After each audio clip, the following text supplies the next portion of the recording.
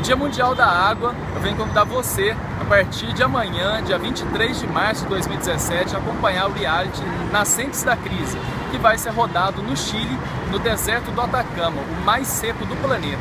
Mas por que está acontecendo essa viagem? Essa é a terceira etapa desse reality, que começou a primeira delas, entre a Cordilheira dos Andes e a Amazônia, entre o Peru e o Acre, estado brasileiro, que vocês podem assistir pela internet, essa primeira fase, que é onde, segundo uma das teorias do cientista brasileiro Antônio Donato Nobre, a umidade da Amazônia faz uma curva e segue em direção aqui a São Paulo, essa região centro-sul da América do Sul. A segunda fase foi realizada entre a Argentina e o Uruguai, na foz do Rio da Prata, que são as águas praticamente de todo o sudeste, centro-oeste e sul do Brasil. Uma curiosidade, embaixo dessa praça, que é o Vale do Anhangabaú, tem um túnel, e embaixo dele ainda hoje corre um ribeirão que se chama Anhangabaú. As águas daqui, como de qualquer outra água que caia no Rio Tietê e Pinheiro de São Paulo, corre para o Rio da Prata. Então é a segunda maior foz de água doce da América do Sul. E essa terceira fase, por que está acontecendo no Atacama? Se nós traçarmos uma linha reta entre a cidade de São Paulo e o Atacama, eles se encontram na mesma latitude, ou seja, o Trópico de Capricórnio cruza a cidade de São Paulo e também o Atacama. O que diferencia os dois? Apenas a Cordilheira dos Andes e uma questão de altitude. Então, curiosidades como essa eu vou abordar durante o Nascentes da Crise. Convido a todos vocês a interagirem comigo a partir de amanhã. nascentesdacrise.com.br. Bom dia, cheguei a Santiago essa madrugada, um voo de 4 horas de São Paulo até aqui. Muito curioso na chegada, cerca de 1 hora antes da aterrissagem, uma mensagem automática da Gol falando: estaremos agora atravessando a Cordilheira dos Andes, afivelem seus cintos, pois essa área é sujeita a turbulência. E o avião realmente tremeu bastante nessa passagem pela cordilheira. E eu fiquei refletindo, né? Esse divisor de águas, também de umidade na América do Sul, como que essa massa de ar que vem da Amazônia muitas vezes, né, nesse verão hemisférico, banha e irriga o lado de lá e de cá todo esse bioma seco. Mesmo Santiago, a capital, depende de água que desce da Cordilheira dos Andes. Inclusive, eu desejo compartilhar com vocês aqui uma visita ao rio Mapucho, que ele cruza toda a cidade, vindo desde a Cordilheira dos Andes e seguindo em direção ao Oceano Pacífico. Na cidade, nessa planície, tem uma altitude média aí de 550 metros, ou seja, não é nem muito baixo nem muito alto, é similar a São Paulo.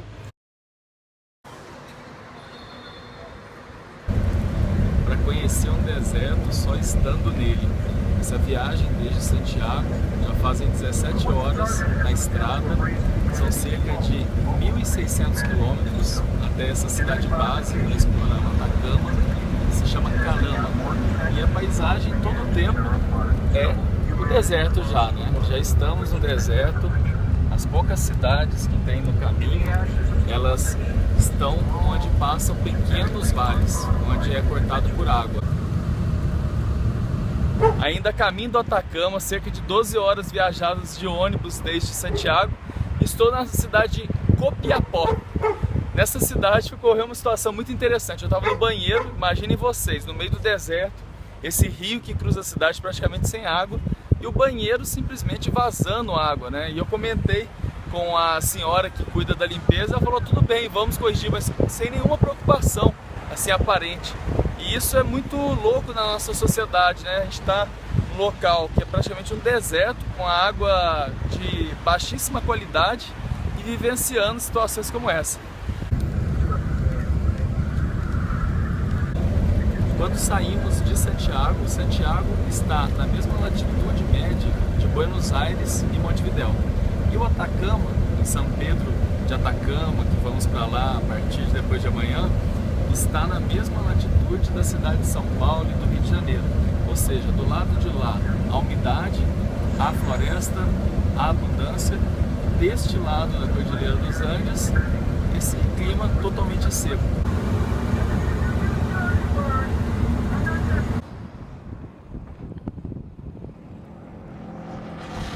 Convido você a embarcar nessa aventura do Nascentes da Crise parte 3, aqui no Atacama, o deserto mais seco do planeta.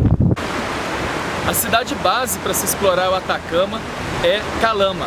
Calama significa no meio das águas, e aqui o rio Loá, ao fundo, é a cidade base para se sair para São Pedro de Atacama. São cerca de 2 horas de voo até aqui, ou como eu fiz, 23 horas em ônibus, para se ter essa aproximação da experiência com o deserto.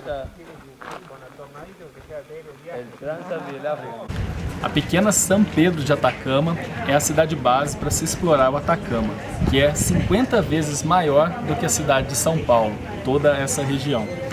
O índice pluviométrico aqui é de cerca de 2 milímetros no mês de março. E ontem, quando a gente voltava das montanhas, a gente chegou a pegar uma chuva, uma neve incrível no caminho. Uau! No meio aqui do deserto do Atacama, início de uma quase nevasca aqui. Olha que incrível essa cena. No final da tarde, a gente voltando para a cidade.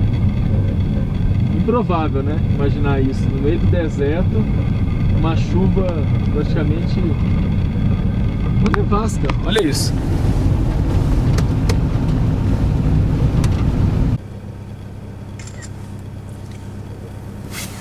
Pela manhã você sai agasalhado, com jaqueta, luva.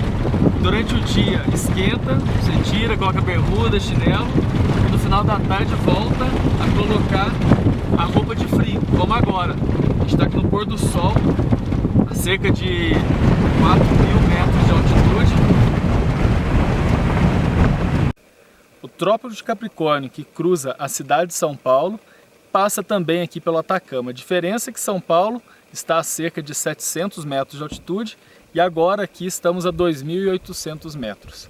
O que faz a diferença entre os dois lados, esse clima, potencialmente é a influência da Cordilheira dos Andes e as umidades que vêm da Amazônia irrigando a região sudeste do Brasil, principalmente no verão hemisférico. Algo que eu sempre faço quando viajo nessa pesquisa sobre a água, já tem alguns anos, é coletar a amostra de águas dos locais por onde eu passo. E ao mesmo tempo eu compartilho sempre uma pequena gota da água de algum lugar. Essa, por exemplo, é do Rio Verde, no sul de Minas, na cidade onde eu nasci, em Varginha. Então, como a água transita pelo mundo com todo o conhecimento em cada molécula, é uma forma espiritual de eu fazer essa conexão. E sempre eu também tenho esse hábito de coletar um pouco da água por esses lugares onde eu passo.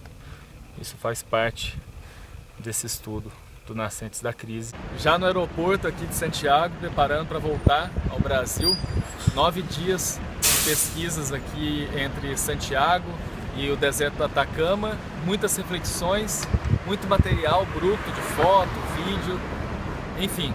Agora é decupar esse material todo e trazer essas reflexões e descobertas da rota. Vocês podem continuar seguindo pelo nascentesdacrise.com.br.